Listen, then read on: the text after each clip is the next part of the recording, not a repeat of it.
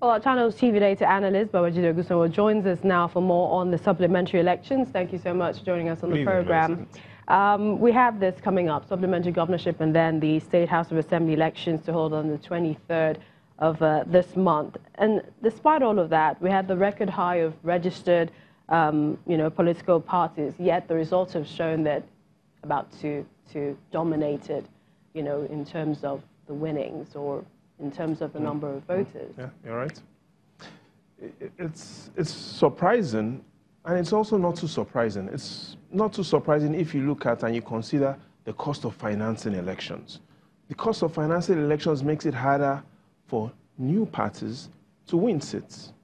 However, let's look at what happened 4 decades ago during the 1979 governorship elections. Even though President Shagari had won the presidential election, there were 5 parties that won gubernatorial elections. So you had the NPN, they won 7 seats. You had Awolowo's UPN, won 5 governorship seats. You even had parties like the GNPP, the PRP, they won 2 seats each. And even Zig's party, the NPP, won 3 seats.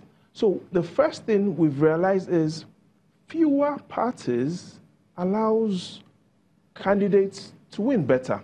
Because now we have more parties, and these parties are struggling to win. So you're saying in 79 we had more finances with political parties, or?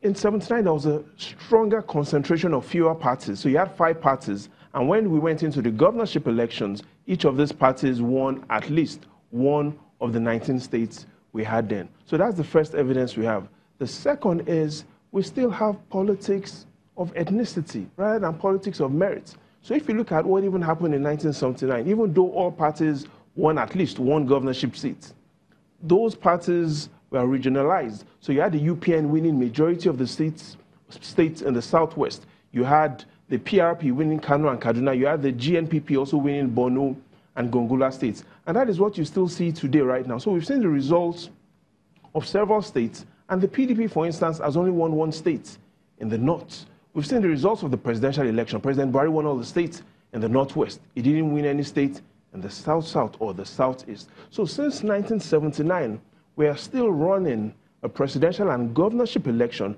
that is based on politics of ethnicity, not politics of merit. And that should really give us concern. Let's look at the data, especially some of the results. Several concerns on their accuracy. How can we improve this?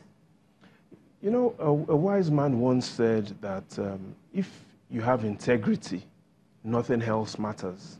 And if you do not have integrity, nothing else matters. And so the first is INEC needs to ensure that the results are accurate. And there are 3 things they can do. The first is, going forward, they need to review the transmission of results. So we need to thoroughly review how results are transmitted from each of the polling units. The second thing is they need to learn from what the banks had done. Several years ago, banks were expanding, but they later realized that it wasn't all about expansion. So more than ever before, we need to consider, do we need as much polling units as we have?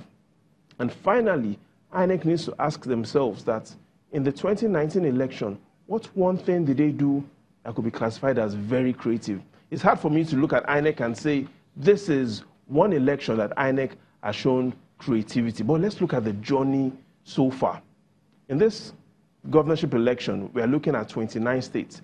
22 states have been released so far. So let's consider the data on those 22 states.